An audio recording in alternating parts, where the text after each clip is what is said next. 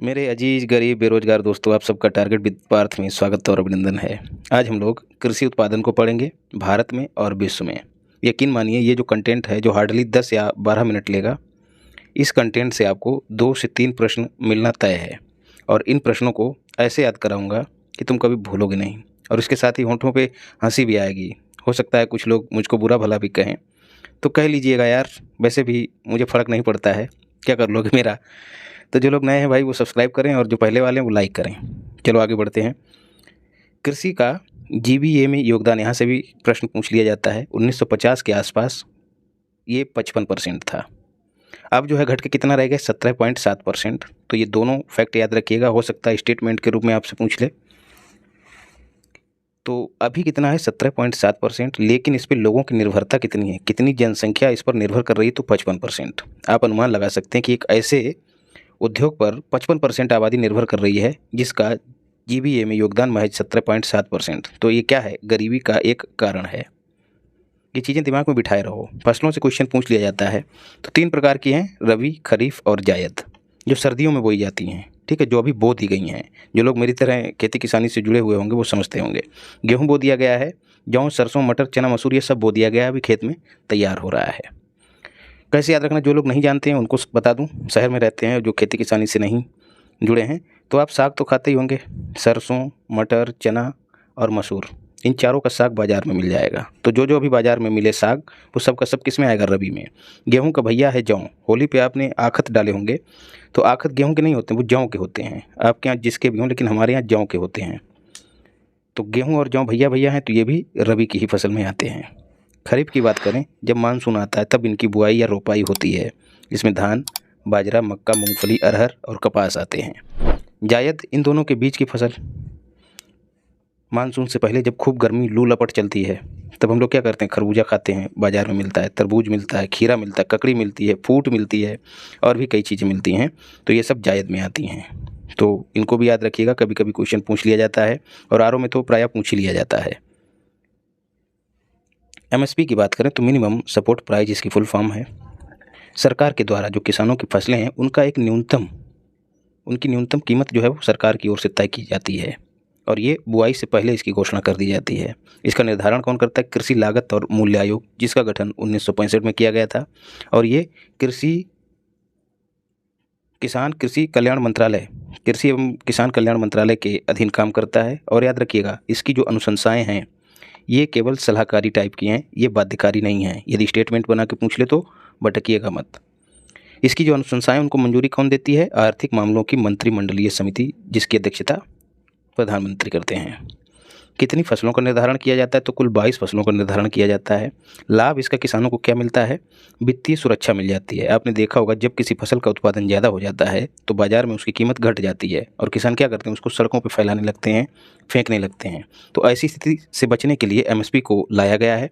एक न्यूनतम मूल्य निर्धारित कर देती सरकार, उस पर सरकार खरीदेगी ही खरीदेगी, उससे नीचे नहीं।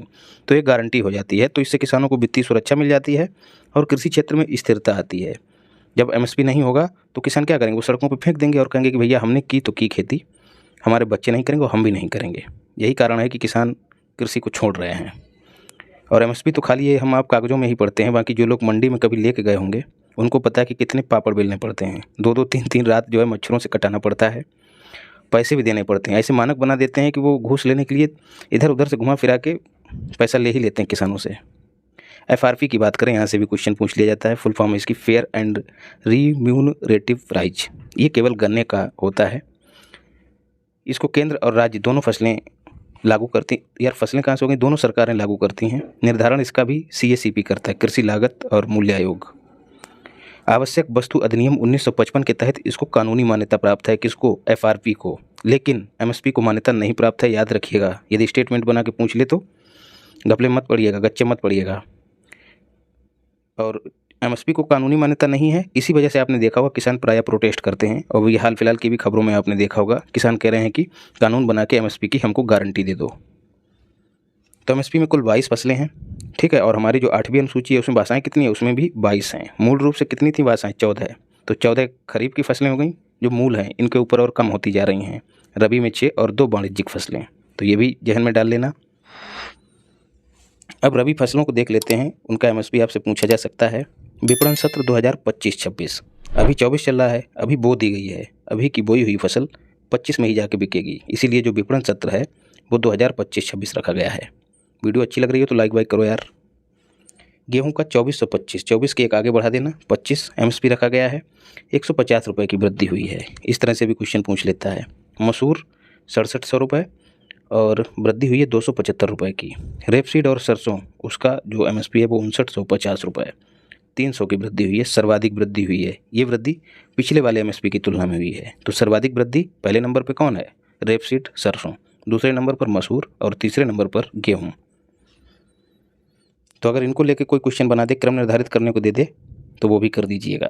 अब उत्पादन को देख लेते हैं। चावल उत्पादन में अच्छा यूपी का जिसमें दूसरा या तीसरा स्थान है, उस फसल का उत्पादन हमको 3 स्थानों तक याद करना है। तो चावल तेलंगाना पहले स्थान पे, मोस्ट इंपॉर्टेंट है, ये पहली बार पहले स्थान पे आया है। यूपी दूसरे स्थान पे और पश्चिम बंगाल, वेस्ट बंगाल तीसरे स्थान पे है। और चावल उत्पादन में यूपी का योगदान अकेले 11% का है। ऐसे ही गेहूँ की बात करें तो गेहूँ उत्पादन में यूपी पहले स्थान पे, मध्य प्रदेश दूसरे स्थान पे और पंजाब तीसरे स्थान पे है। और यूपी का योगदान 31% है। ये लगभग में दिया है, याद कर लीजिएगा। अब गन्ना की बात करें तो यूपी पहले स्थान पे, महाराष्ट्र दूसरे स्थान पे। अब यहाँ से ट्रिकबाजी हम लोग शुरू करते हैं। बाजरा अंत में क्या है? रा। ठीक है, रा मतलब राजस्थान पहले स्थान पे, यूपी दूसरे स्थान पे है, दोनों याद रखिएगा। मक्का और रागी दोनों के उत्पादन में कर्नाटक पहले स्थान पे है। कर्नाटक मतलब कर क्या? नाटक। ठीक है, और ये नाटक नौटंकी कहाँ दिखाई जाती है? फिल्मों में, थिएटरों में। तो थिएटरों में जब जाते हैं तो मक्का खाकर पॉपकॉर्न खाते हैं ना, वहाँ पर राग का रसास्वादन करते हैं। तो जो फिल्म वगैरह होती है वो एक राग ही तो होती है एक प्रकार का। तो मक्का खाकर हम लोग नौटंकी देखते हैं। नाटक नौटंकी मतलब कर्नाटक की बात हो रही है, ऐसे याद रखिएगा। अरहर की बात करें तो इसके उत्पादन में भी कर्नाटक पहले स्थान पे है। और फिर से वही बात, कर्नाटक मतलब कर क्या? नाटक। तो नाटक नौटंकी कहाँ होती? फिल्मों में। और जो भोजपुरी की फिल्में और गाने होते हैं उनमें अरहर जो है नाटक होता है। तो अरहर उत्पादन में कर्नाटक पहले स्थान पे है। तमाम गाने बने हुए हैं इस पे।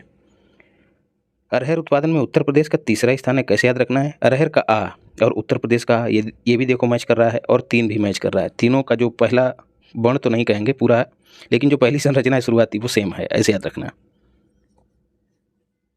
उड़द की बात करें तो मध्य प्रदेश, चना में भी मध्य प्रदेश और मूंग में भी मध्य प्रदेश पहले स्थान पे है। कैसे याद रखना? उड़द जब फोड़ी जाती है, हमारे यहाँ तो काली उड़द होती, काली दाल होती है, उसको जब तोड़ा जाता है, पीसा जाता है तो वो 2 खंडों में विभाजित हो जाती है। उसके अंदर का जो भाग होता है वो सफ़ेद होता है। तो उड़द का जो मध्य प्रदेश है, ठीक है, जब टूटेगी तो उसका मध्य प्रदेश ही तो आएगा, वो सफ़ेद होता है। तो चने का भी प्रायः मतलब मोटा माटी सफ़ेद ही कह सकते हैं। मूंग का भी सफ़ेद ही होता है जब ये टूटती हैं दालें।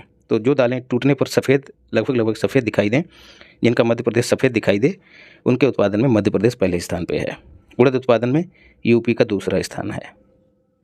अच्छा, एक बात और है, ये मोटे अनाज, ये दालें उलें जो हैं उन्हीं क्षेत्रों में उनका उत्पादन होता है जहाँ वर्षा कम होती है और मिट्टी जहाँ की कम उपजाऊ होती है। तो राजस्थान, मध्य प्रदेश ये अग्रणी रहते हैं।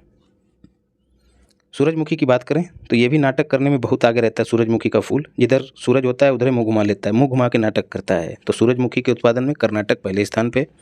मूंगफली गुजरात, मूंगफली में गा है और गुजरात में भी गा है, दोनों को जोड़ लेना। तो मूंगफली उत्पादन में गुजरात पहले नंबर पे है। ज्वार उत्पादन में महाराष्ट्र है। ज्वार भाटा आपने भूगोल में पढ़ा ही होगा। ज्वार जब आता है तो सबसे ज़्यादा किसको प्रभावित करता है? मतलब तटीय प्रदेश पे अगर आप रह रहे हैं तो आपको हल्का फुल्का अनुभव हो जाएगा। तटीय प्रदेश जो बहुत शक्तिशाली, महाशक्तिशाली कौन है? जो महाराष्ट्र होगा वही शक्तिशाली होगा, तो वही ज्वार को झेलेगा। तो ज्वार उत्पादन में महाराष्ट्र पहले नंबर पे है।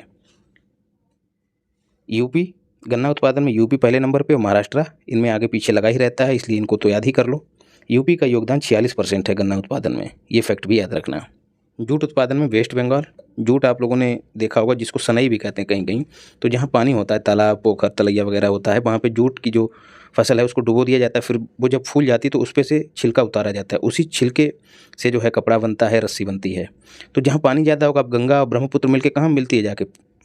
गंगा जो है मतलब पश्चिम बंगाल में जाती है, उसके बाद ही बांग्लादेश में जाती है। तो पश्चिम बंगाल में जाएगी गंगा, तो हुगली वगैरह वहाँ पे हैं सब। तो मतलब गन्ना जो निचले क्षेत्र में जाए, गन्ना यार क्या हो रहा है, गंगा जब निचले क्षेत्र में जाएगी तो वहाँ पानी ज़्यादा होगा, तो इधर से निकलती है और नीचे जाती है। तो पश्चिम बंगाल में पानी ज़्यादा होगा, वहीं पर सनई को या फिर जूट को डुबोया जाएगा और उससे उसका उत्पादन किया जाएगा।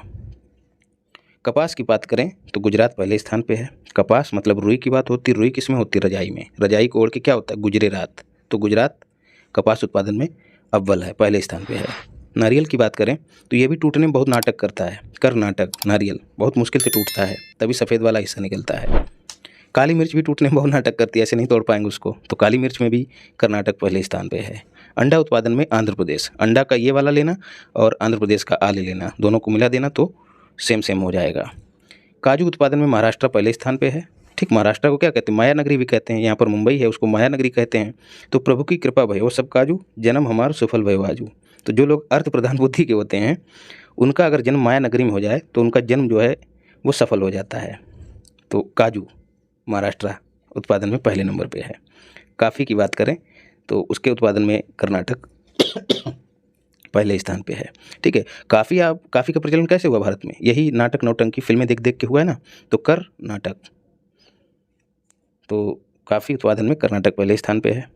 बादाम और सेब जम्मू कश्मीर, केसर उत्पादन में भी जम्मू कश्मीर अग्रणी है। प्याज उत्पादन में आप जब जाते होंगे सब्जी मंडी तो वहाँ बताते होंगे विक्रेता कि ये नासिक वाला प्याज है। नासिक कहाँ है, महाराष्ट्र में, तो प्याज उत्पादन में महाराष्ट्र पहले नंबर पे है। दूध उत्पादन में यूपी फिर राजस्थान, इससे पहले राजस्थान पहले पे हो गया था। रबर उत्पादन में केरल पहले स्थान पे है। आलू उत्पादन में यूपी, आंवला और अमरूद दोनों के उत्पादन में यूपी पहले स्थान पे है। प्रतापगढ़ आंवले के लिए जाना जाता है यूपी का, और अमरूद के लिए यूपी का प्रयागराज जाना जाता है, सुरखा अमरूद लाल वाला बड़ा वाला। रेशम की बात करें तो शहतूत रेशम और सामान्य रेशम दोनों के उत्पादन में कर्नाटक पहले स्थान पे है, फिर आंध्र प्रदेश दूसरे स्थान पे है। बाकी 3 प्रजातियां हैं रेशम की, एक मूंगा और इरी, इन दोनों के उत्पादन में असम पहले स्थान पे है। और टसर रेशम के उत्पादन में झारखंड पहले स्थान पे है। जो ओझा भगत वगैरह होते हैं वो नज़र लगने से बचाने के लिए लोगों को टसर देते हैं। अभी भी तबीयत नासाज ही है, टसर देते हैं, उससे नज़र उजर नहीं लगती, मतलब जो लोग इन चीज़ों में विश्वास करते हैं उनके लिए। तो ओझा क्या करता है, झाड़ फूंक करता है, जिसको झाड़ फूंक भी कहते हैं। ठीक, तो जहाँ झाड़ फूंक हो वहीं टसर होगा, और झाड़ फूंक मतलब झारखंड। और झारखंड का झरिया किस लिए प्रसिद्ध है ये आप लोग बताइए कमेंट बॉक्स में, झरिया किस लिए प्रसिद्ध है। हल्दी उत्पादन में तेलंगाना, शादी होने से पहले जो उपटन लगाया जाता है उसमें क्या, तेल लगा के, तेल के साथ हल्दी मिलाई जाती है तब उपटन लगाया जाता है। तो हल्दी तेलंगाना मतलब तेल लगाना। ऊन उत्पादन में राजस्थान पहले स्थान पे, जम्मू कश्मीर दूसरे स्थान पे। चाय उत्पादन में असम पहले स्थान पे और पश्चिम बंगाल दूसरे स्थान पे। चाय की जो पन्नी लेके आते होगे पैकेट, उस पर लिखा रहता है कि ज़्यादातर जो चाय है वो वहीं की बनी हुई होती है। सब्जी उत्पादन में बात करें, कुल सब्जी उत्पादन में यूपी पहले स्थान पे, पश्चिम बंगाल दूसरे स्थान पे। कुल खाद्यान्न उत्पादन में यूपी पहले स्थान पे, मध्य प्रदेश दूसरे स्थान पे। मोटा अनाज उत्पादन में राजस्थान पहले स्थान पे। दलहन में मध्य प्रदेश पहले स्थान पे, तिलहन में राजस्थान पहले स्थान पे। तो राजस्थान में वर्षा कम होती तो ये सब चीज़ें वहाँ पर ज़्यादा उपजाई जाती हैं। अब विश्व को देख लेते हैं। चावल गलत लिख गया, सुधार लेना। चावल चाइना पहले स्थान पे, इंडिया दूसरे स्थान पे। निर्यातक इंडिया पहला है, सबसे बड़ा निर्यातक है चावल का। गेहूं उत्पादन में भी चाइना पहले स्थान पे, इंडिया दूसरे स्थान पे। मूंगफली उत्पादन में भी चाइना पहले स्थान पे, इंडिया दूसरे स्थान पे। तंबाकू उत्पादन में भी चाइना पहले स्थान पे, इंडिया दूसरे स्थान पे।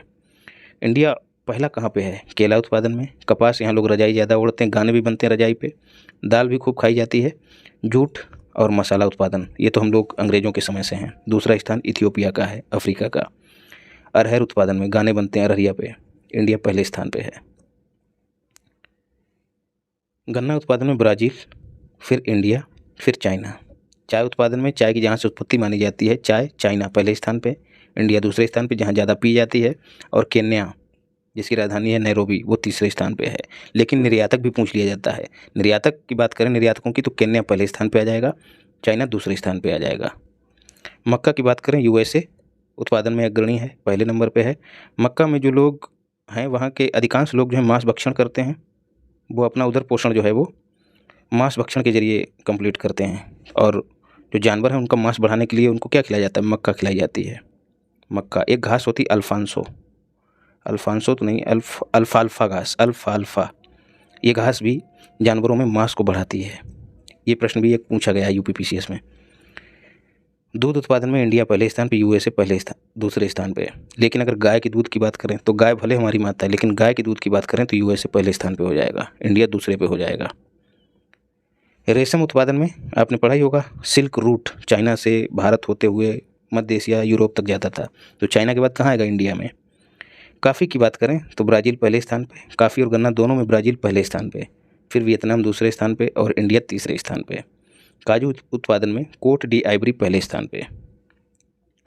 प्राकृतिक रबर की बात करें, थाईलैंड पहले स्थान पे, इंडोनेशिया दूसरे स्थान पे। कैसे याद रखना है, आपका जो कटी प्रदेश है, जो कमर के नीचे वाला प्रदेश है, उसमें आप लोग जो वस्त्र अधोवस्त्र धारण करते हैं उसमें इलास्टिक होती है रबड़, वही तो होती है, आप लोग महसूस भी करते होंगे। तो रबड़ कहाँ, थाई वाले प्रदेश में। थाईलैंड पहले स्थान पे, इंडोनेशिया दूसरे स्थान पे। अब ये कंप्लीट हो गया भाई। अब बचा है मिनरल वाला, वो भी उपलब्ध करा दूंगा। वीडियो अच्छी लगी हो तो लाइक करो, ठीक है। जो लोग नए हैं वो सब्सक्राइब करें और शेयर भी करें। मिलते हैं अगली क्लास में। धन्यवाद। राधे राधे।